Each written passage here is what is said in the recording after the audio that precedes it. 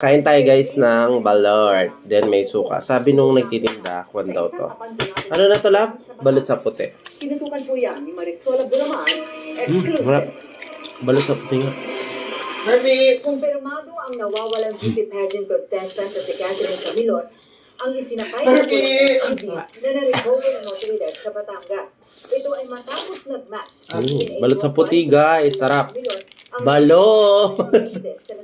Guys, sarap. Very strange, another blood na nakita doon. Balot sa puti na yan. Ay nag-match doon sa DNA profile Sarap guys. na binigay ng magulang ni Miss Catherine Sarap. Camilon.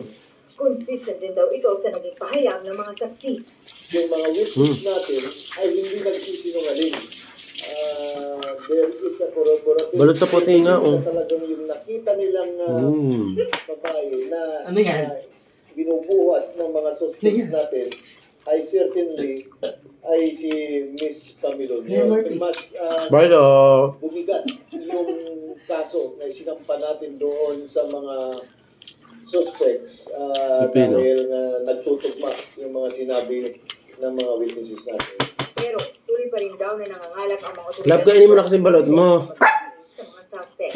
Our team Para ikaw susundan niya. Kuya.